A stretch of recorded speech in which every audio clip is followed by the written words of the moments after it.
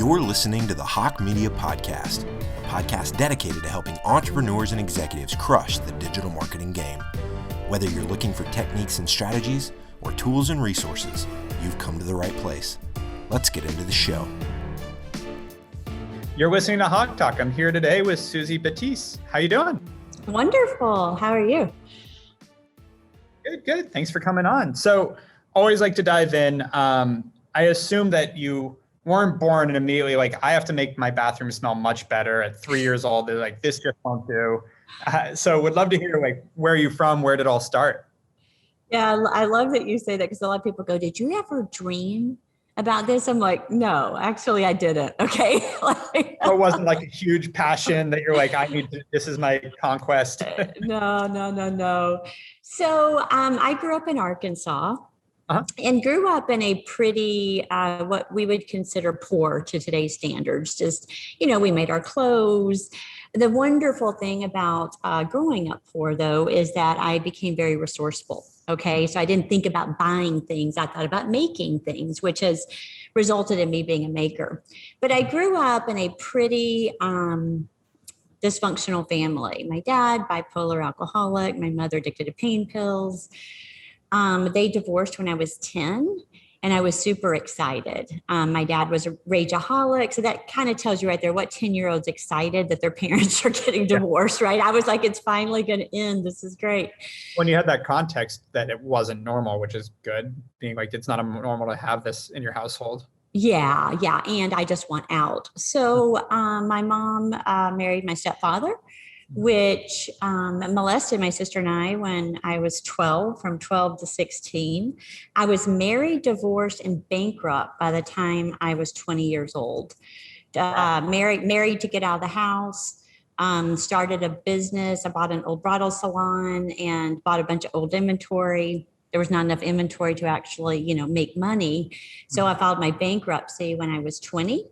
Tried to kill myself when I was 21 because I was like, who wants this life? Like, it's just effing hard, right? I'm out of here. That didn't work. I apparently really suck at that. And then I was in an abusive marriage and pregnant at 23. So I had two children, 23 to 25 years old. And escaped that marriage when I was 27, in another relationship when I was 28. So just bounced from relationship to relationship. And we had our daughter when I was 30 years old. And life started getting a little bit normal. Okay, still hard, but at least I was, had 14 businesses, all the way up 14. But I usually had a job and then at least a couple side hustles. So right? I'm curious, where did that come from? Because obviously, like, was it survival? Was it what drove you to be taking those risks when you had so much? Like, a lot of people that gravitate toward entrepreneurship have a lot of like stability, frankly, from what I've seen, and they gravitate towards it because other things they're able to.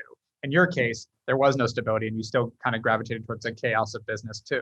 Yeah, because I wasn't ever in a career where I could make my own money. So I would have a job where this is your salary, right? So I had limited finances. So, my gosh, when I was 30 years old, I think I was making $18,000 a year trying to raise a family of 5. Like the numbers didn't add up. So I would, make clothing or buy and sell merchandise on the weekends, just have stuff in the trunk of my car to make ends meet, right? Yep. So that's always what my businesses were. Nothing born out of passion, everything out of survival. Got it. And I finally found some freedom when I became a cocktail waitress on a casino because I realized that I could make a lot of money, right? It's like, hold on. At this point? Huh? Were you still in Arkansas at this? No, I was in St. Louis by then. I'd gotten a job after my divorce in retail. And they transferred me. I was like a district manager of a retail thing with limited income, which is why I had the side hustles. And I found out that someone worked on a casino in St. Louis and they could make like $500 a night. I was like, are you kidding me? Like, I'm in. So, interviewed and the lady said, have you ever cocktailed? I'm like, no, but I think I can carry a tray and yell cocktail. Well, it's harder than you think. I was a bit of a smart ass in that interview. But I did. I ended up saving enough money to put a deposit down on a house. And then I got a job in recruiting. And it was, I make X amount for each person I place. So I became like a rock star recruiter because it was the first time really in my career when it just depended on how hard I worked and so all the ambition I had scattered out before kind of came into a focus, into a running lane, like, okay, let's go. And I was one of the top recruiters in the agency I worked at. How old were you at that point? I was probably 35, 34 is when I started recruiting. And obviously you mentioned you had your 2 kids with your last husband, and then you had one daughter with this current husband, correct? Yeah, so I had 3 children. Yep. And were they with you, or were they? They were with me. Yeah. Right. So all my children with me. That was one of the hard things. When I said I escaped the marriage, the abusive marriage, I had to really strategize to keep my children. If I was just going to leave, there would be no strategizing. I just walked out the door, but it took really intense planning, actually moving to another state. I mean, lots of kind of that whole 4 years of my life could be like a whole John Grisham novel, just that. Right. Yeah. But I did have a lot of survival skills. So once I became a recruiter, I was like, oh, game on, dude. All I got to do. So I was dialing for dollars. Like, man, I was placing more people than anybody in the agency. And then I realized that, and I bought, the big house, got the Mercedes, got the Range Rover, first time in my life, like I'm making it. Yeah. What I didn't realize is there could be an end to that, right? I was riding high, which is the way a lot of people do in the world. So I'd really leveraged myself where I was making a lot of money and I could pay the bills, but God forbid something happened. I had an idea to build a recruiting site based on matching a person's culture to a company's culture first.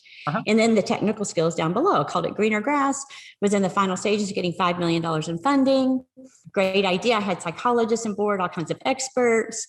This was in 1999. So it was 20 something years ago, really advanced thinking for the time. And I had really put everything we had into it, which was very little, but mostly my time and energy. And it really stopped recruiting because I was about to get this money. And then the stock market crashed in 2001. Yeah.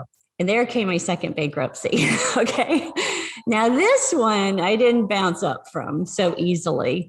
I really went into I still get teary talking about it, such a severe state of depression. Like I really thought I wasn't going to try to kill myself because I had children, and I realized how selfish that was. If I hadn't had children, pretty much guarantee I wouldn't be here because I thought I was just a complete failure in life. And, nobody could probably work harder than me. And I had busted my ass for so many years, and then just to have everything. And that's when I got down on my knees and did that proverbial plea to God. Like I did it. And I just said, you got to take me because I'm done. Yeah. Like give me cancer, give me something. Like I can't do this life anymore.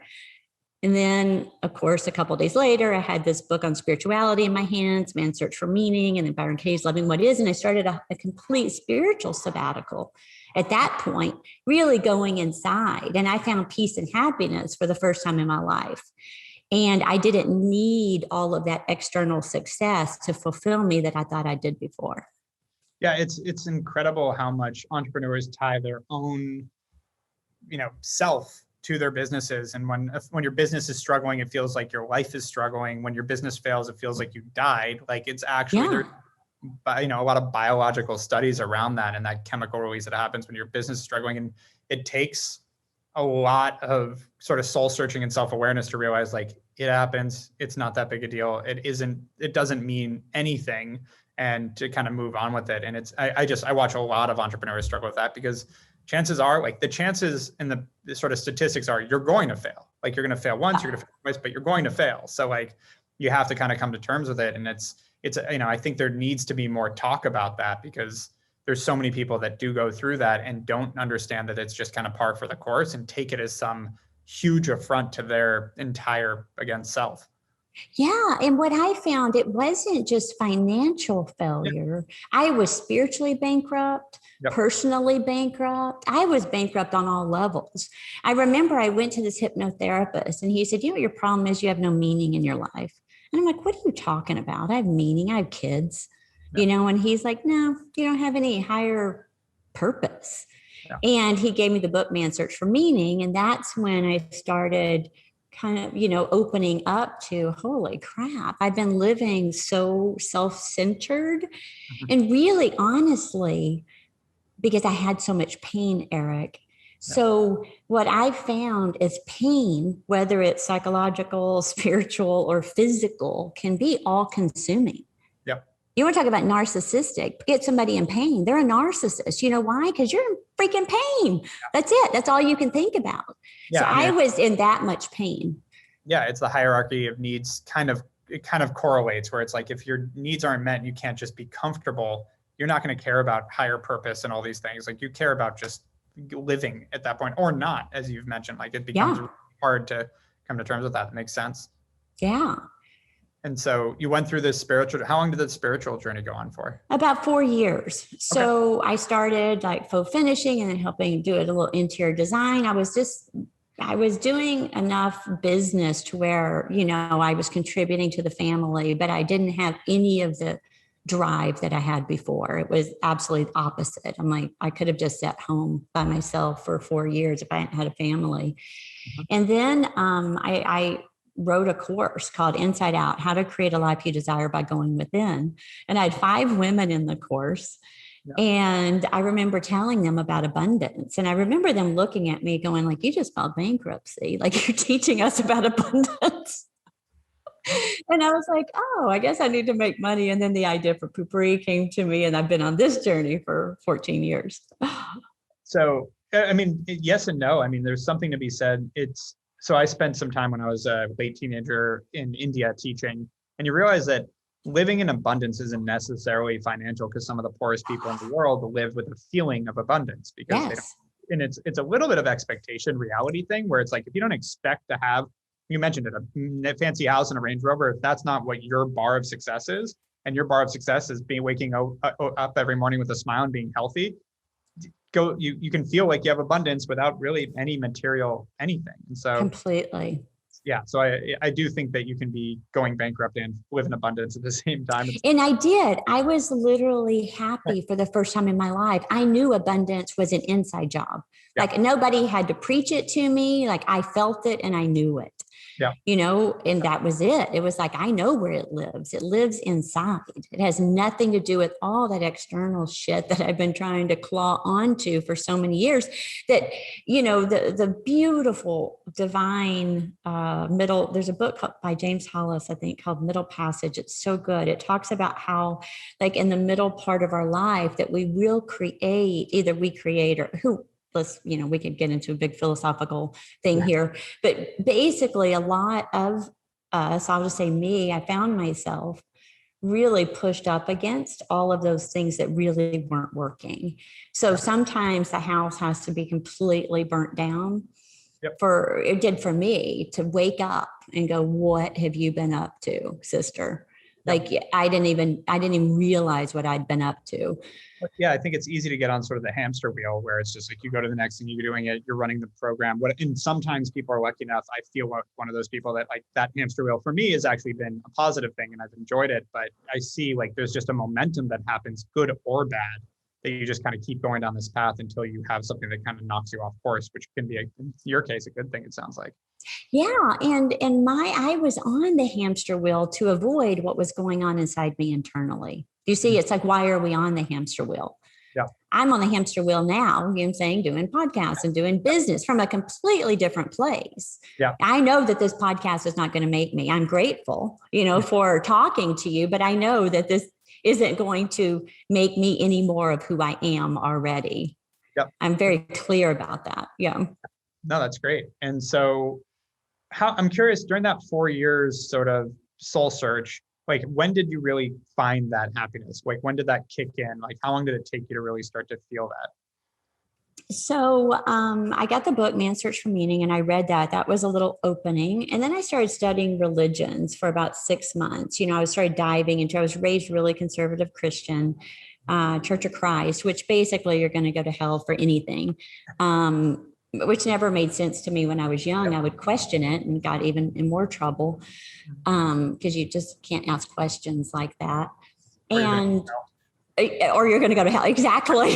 No, that's what it was. It was like this, like, I'm just going to go to hell. But this man in the sky or in heaven loves me. Yeah. But he's going to burn me if I do something wrong. Yeah. But he loves me. Yeah. Okay. I would ask those questions. But so I started looking at different religions and everything. And then I was in just a really dark place. And I'd taken my daughter to an acting lesson, and I was in a bookstore waiting, and I see this book from Byron Katie, Loving What Is. And I remember seeing that book like screaming at me, and I turned around and I'm like, yeah, right. Like, I'm in a pile of crap, loving what is. Like, this is the opposite direction that I need to be going, right? Yeah. And of course, I pick up the book, devour it. 2 days later, I'm booked for her 10-day course. So I did her 10-day intensive. And when I went in, Erik, I was smoking pot at night and drinking like the double bottle of Yellowtail Chardonnay because it was cheap, right? Like, I was an alcoholic? I don't think so. What I was a person that wanted to shut my mind up, right? Yep. Because it was so rampant with negativity and fear and all the, things that we don't desire.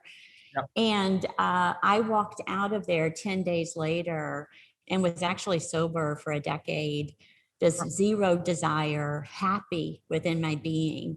And that was the beginning of when I found my happiness. Now, people can sometimes get triggered about my conversation during that time. Where I found my freedom was in taking responsibility. Mm-hmm. And when you talk about responsibility for a molestation when you were young, or responsibility for an abusive marriage, like it can be very tricky ground. Yep. But what happened, I remember Byron Katie looked at me about my sexual molestation, and she said, "Did you say no?" And I can still remember that moment. Actually, I want to cry right now. And I was like, I didn't. But it wasn't like that. It's not condoning nor excusing. But what it did is it woke up this power in me that I can say no, right?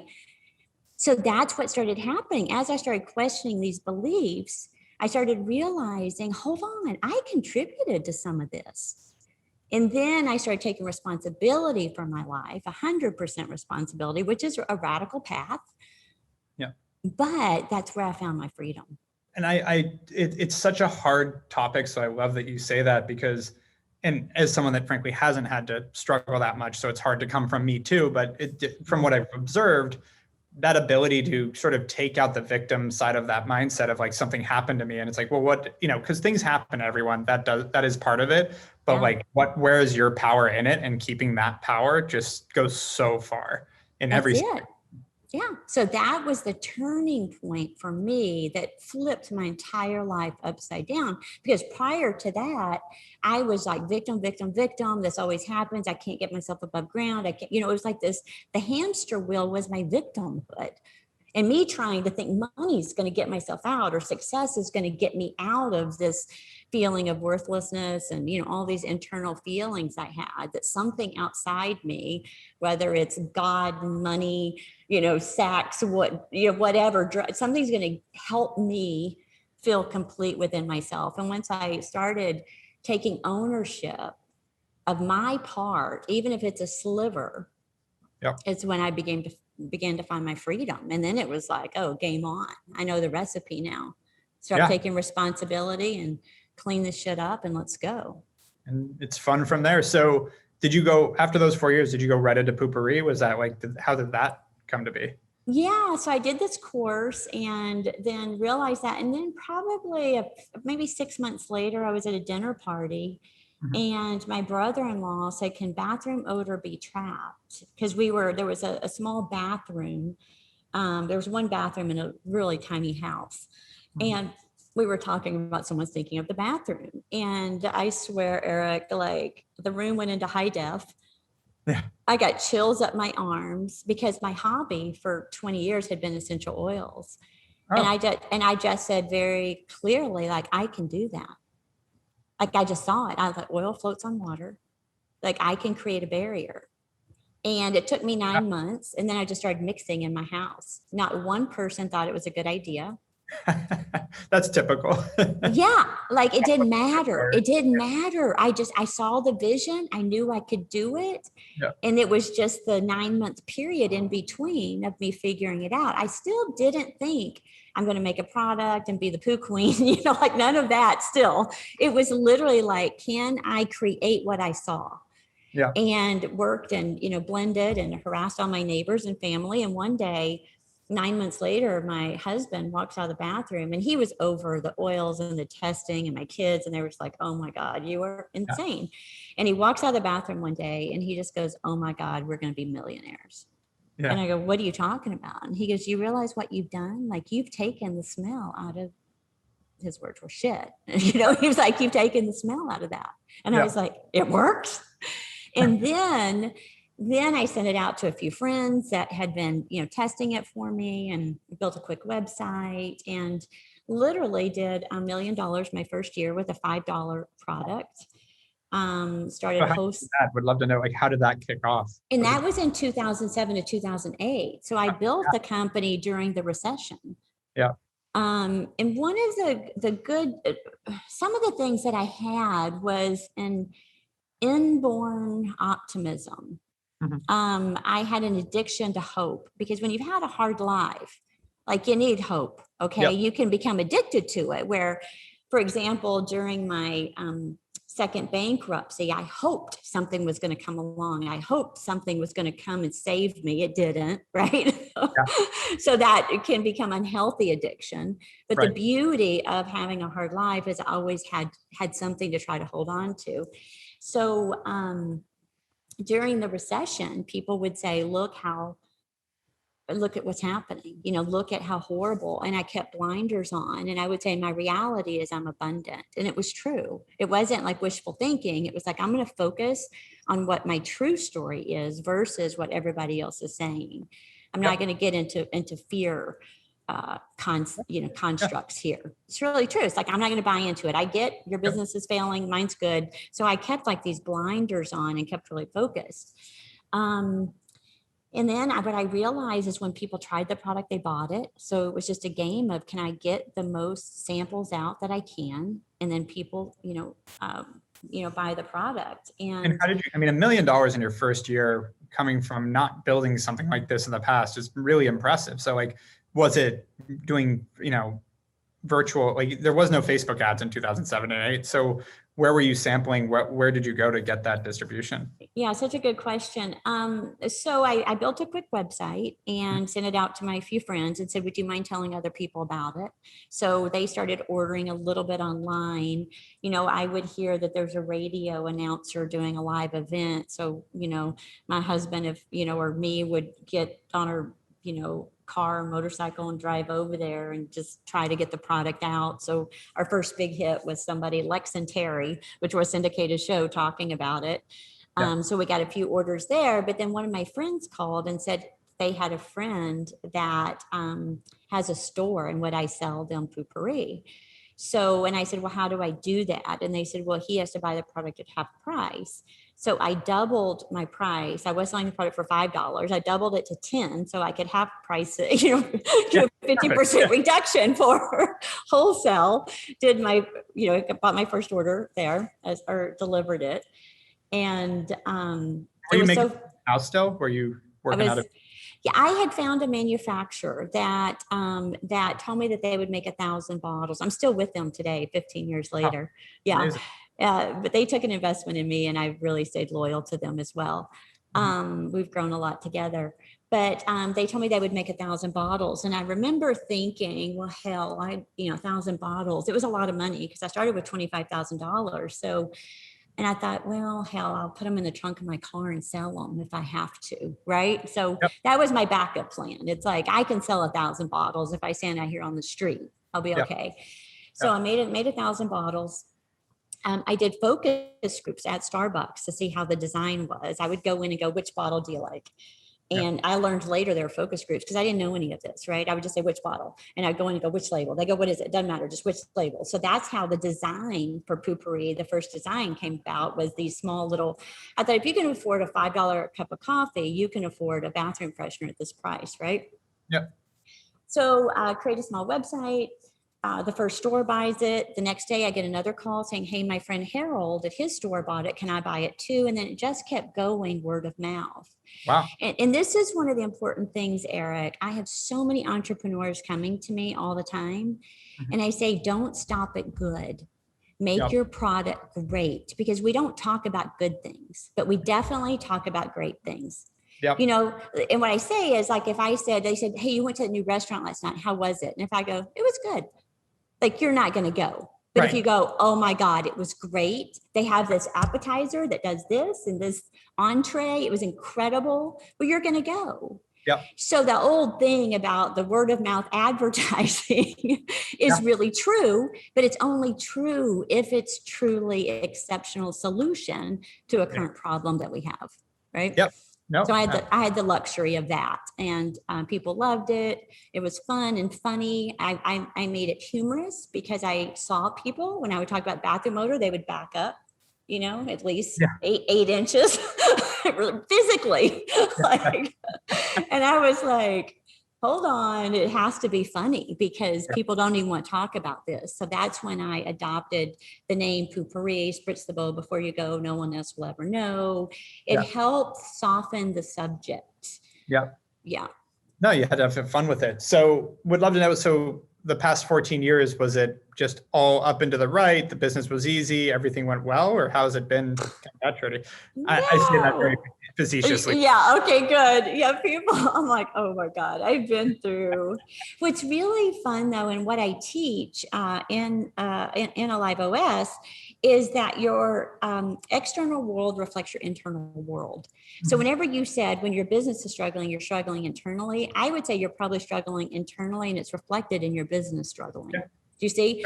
So what I found is that I was able to use my business as a path for personal development. And I'll give you a quick story. Like, I had 3 COOs in, and one of them had been in prison. Somebody forgot a background check. One of them had been in prison for 7 years for defrauding the government of $20 million. All right. One of them opened a manufacturing plant behind my back and was pumping millions of bottles of PooPourri through it. And another one created a whole company coup against me. So at some point I went, okay, 3's the pattern. You know, 1, okay, I'm stupid. 2, you need to start looking at your, bad luck. 3, okay, we have a problem. Yeah. So I had interviewed this guy named Boyd for 2 years, and he was so boring. And Boyd knows this. I'm not talking behind his back. I was like, I can't hire Boyd. He's so boring. He kept emailing me. Finally, I go and I do EMDR on this pattern of these COOs. What I find, Erik, is that one of my first memories was cooking for my parents at 4 years old. This feeling that I had to be responsible and take care. Nobody's going to take care of me, right? It was so I kept with these rose-colored glasses. You know, the tint was, oh, you're going to screw this up. This is going to be great. You're going to screw this up. Then I'm going to be able to come in and save the day. So that was the internal pattern that was going on. Yeah. So I cleared this up in EMDR, did, some work around it. Then I hired Boyd, and Boyd and I cry to each other. He's been with me for, I think, 5 years. I don't even think about operations. Boyd is like, he's got it. I get chill bumps and feel teary. He's got it so much. But it's when I shifted that internal pattern, then I was able to actually see Boyd for who he was and what he could provide, which he has taught me support. It's so interesting you say that, because hiring executives I've seen it is like almost the people you date. It's a similar mindset where it's like you will gravitate towards certain characteristics that could either benefit you or not, depending on where your mindset's at. And I talk about my business partner and COO as like, we call each other work wife, because it's this, we both have our wives, we're both married, but we also like feel like it's a marriage together too, in a lot of different ways. And so having that mindset, it's similarly, again, when you're looking for a significant other, of like, you have to be in a good place to attract that good person. A lot of times it's, really resonates. And so going through all that, like, I'm curious, like, what were kind of the pinnacle turning points? Like, you did $1 million in your first year. So I'm assuming from the beginning, you were like, this is a success. Like, year one, we have done it. This is successful. Where did it kind of go from there? Yeah, so we just did $1 million a year increase every single year, so Like in one, our, three? in our 8th year, we were doing like $8 million, but the bottom line was really healthy. I was making a couple $1 million net. And for me, that was a lot of money. Yeah.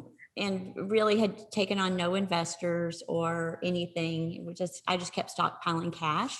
Mhm. And, I wake up in the middle of the night in about year 8, and I looked at my husband at the time and I said, we got to go. He goes, what are you talking about? And I go, I got to go. Like, it's time for me to put the gas on things. Mhm. And that's whenever I created the first video, Girls Don't Poop. Yeah. And the reason I did that, we were one of the first people in like a reverse funnel direct marketing or conversion type model. I knew I couldn't afford traditional advertising, TV and magazines. Yep. So I found some rogue, people that were out there, that were mavericks, and said, okay, you're out there selling this, XYZ product. What if you actually had a product people loved? And we did have a cult following at that point. We were in, I think, 10,000 boutiques, but not anything mass. And that's when we did this video that cost $35,000. Huh. But within 3 days, we were had sold out all the product and were $4 million in back order. And I could have had a bigger back order, but I knew I wasn't going to be able to fulfill them. So I cut everything off, which ended up being I guess the thing that ended that particular relationship with those marketers, because they were getting paid on a % of revenue. Wow. And I'm like, I can't ethically keep selling product when I can't ship it, Right. Yep. Yeah.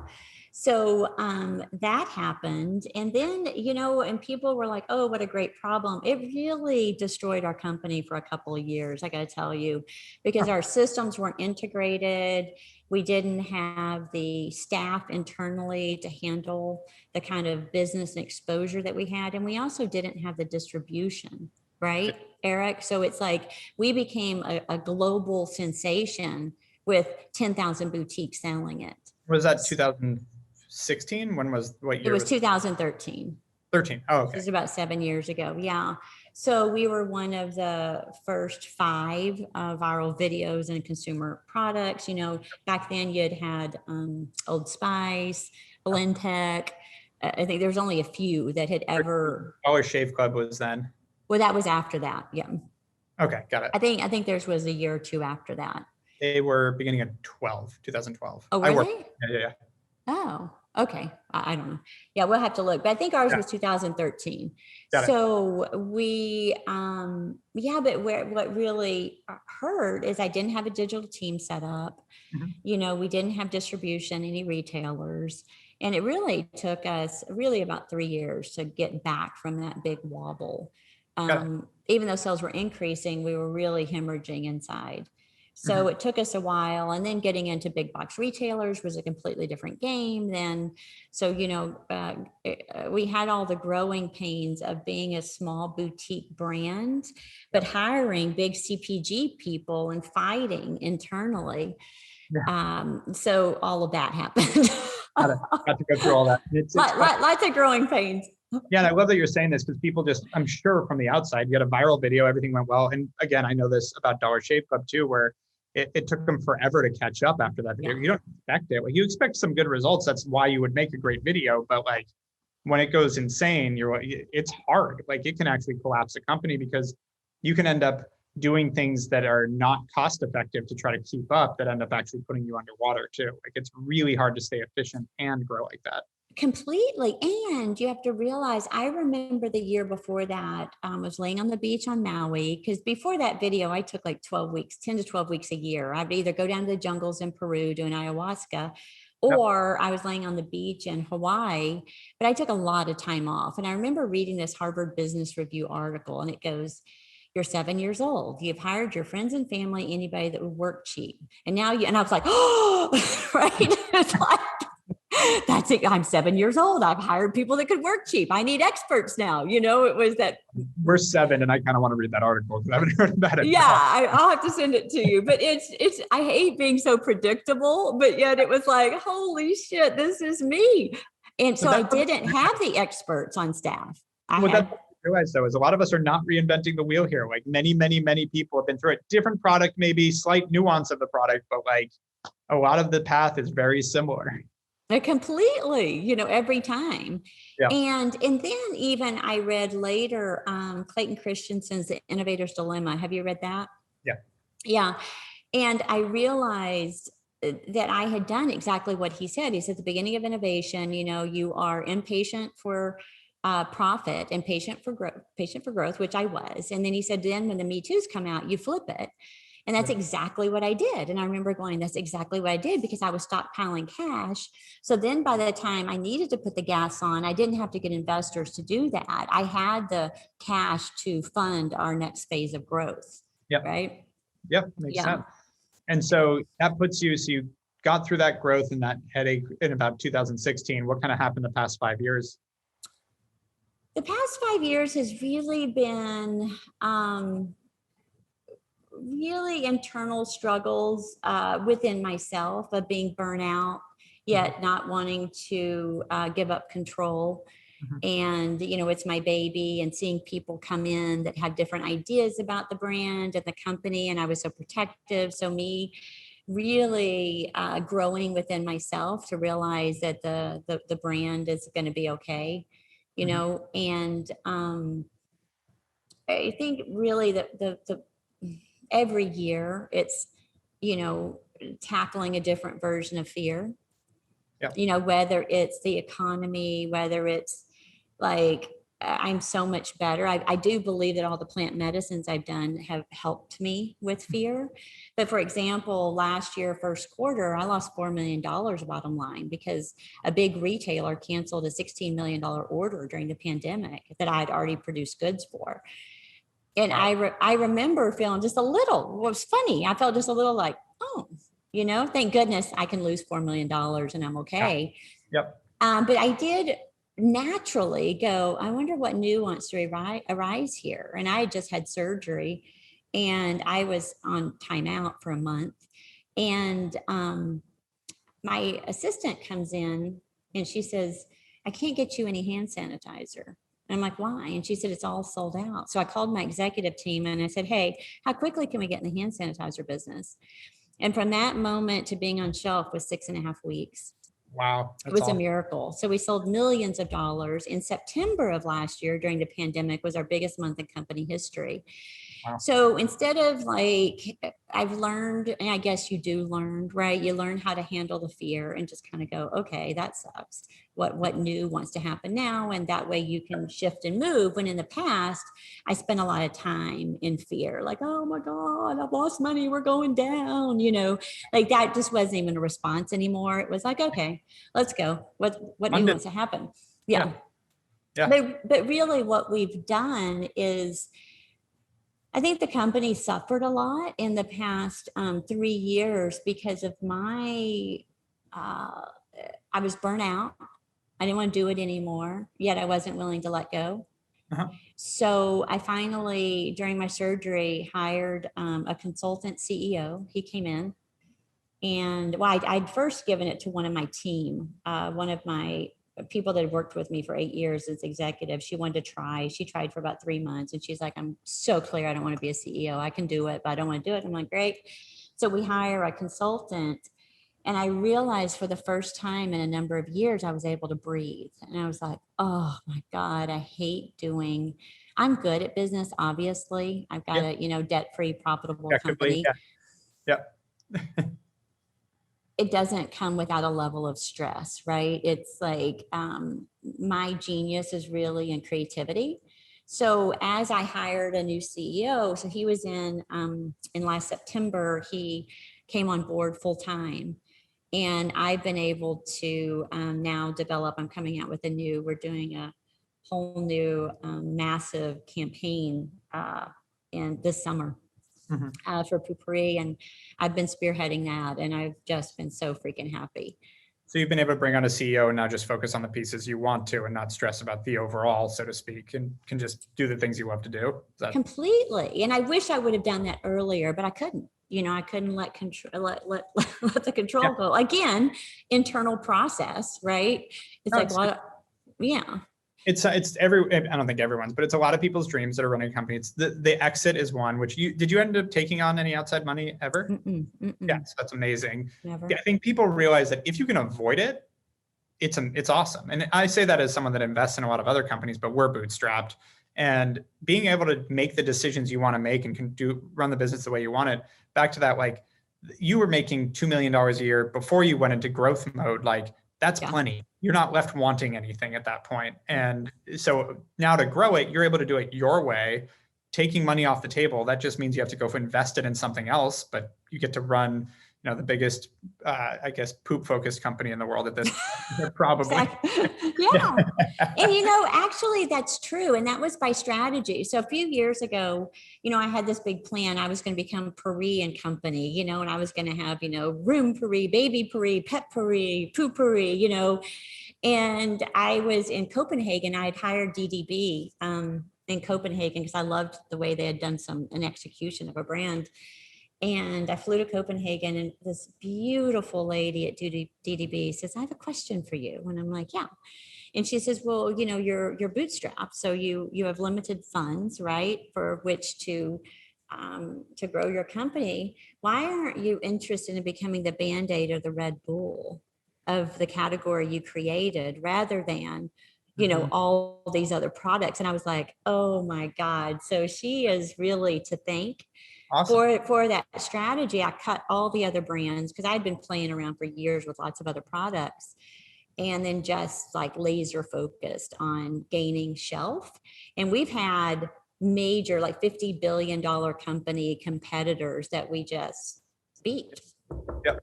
Knock on my wooden table here. You are the Kleenex, or the, I guess Red Bull's an okay example, but you are that brand where it's like, I'd say more Kleenex than Red Bull. Like if I'm going to get, even if I'm going to buy a different brand's, spray, I'm getting their Poo Pourri. Like it's Poo Pourri. Exactly. Yes. And that was by design. It was like, oh, got it. Thank you for the strategy and focus. Let's go in. And now we're launching a deodorant in July. It's amazing. It works 72 hours. It's the best natural deodorant. So we're now starting to branch out a little bit more into other products, which I feel excited about too. Awesome. Well, two more questions for you, and that actually leads to the first one, which is, what's next? Do you have some other things going on? Would love to know what's coming down the pike for you. Yeah, I don't know. I had 3 astrology readings this year because friends gifted them to me, and everybody said I'm in a process of death and rebirth. I'm like, God, I feel it. But what I do know is I'm passionate about personal development. I told you I have a Live OS. It's an online platform where I take people through. I've been doing personal development. I'm a personal development junkie. Been doing that as really my full-time job for 18 years. It's just business has been the thing that's kept me financially okay. But when you started talking about abundance to 5 women, and then you're like, maybe I should go build something, you're still doing that, which is a Live OS, and that has been your passion, so to speak. It's been my passion. It's where I started. It's now I have the street cred. Like when I talk to you about abundance, I know what I'm talking about. I've used my business as a petri dish, seriously, for 15 years.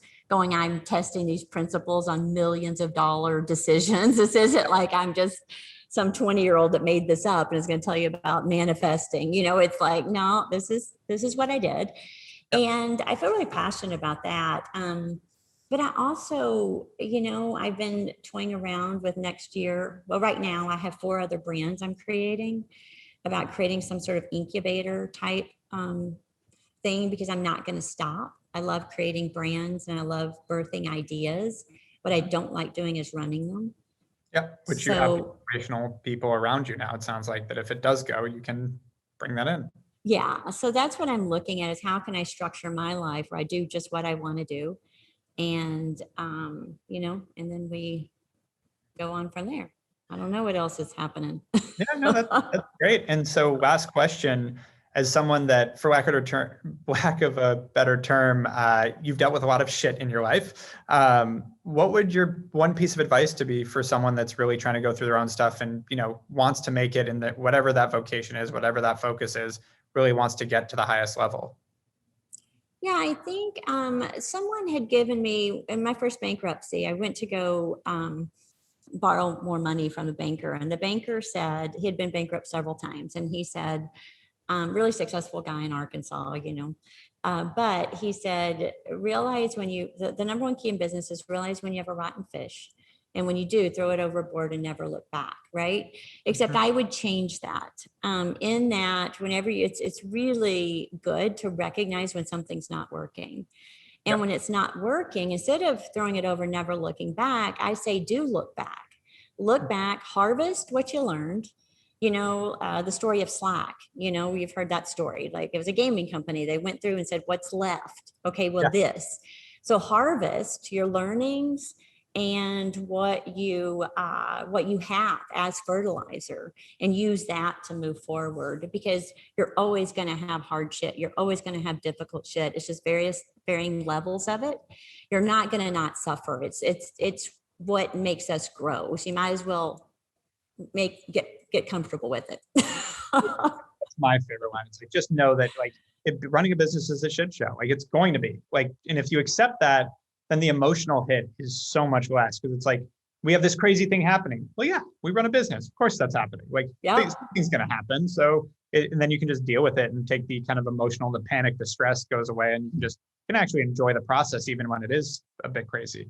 Exactly. And speaking of that, I did write, we wrote a sitcom called The Magical Mystical Shit Show that we're trying to sell right now. I hope I get to see it. That is awesome. I love that. Yeah, it's fun. But that's it. Yeah. No, thank you so much. Yeah, thank you. What an incredible story. And thank you for coming on HawkeTalk. Yeah, I appreciate it. Thank you so much, Erik. All right, talk soon. Bye-bye. You've been listening to the Hawke Media Podcast. To ensure that you never miss an episode, make sure to subscribe to the show in iTunes or your favorite podcast player. Thank you so much for listening. Until next time.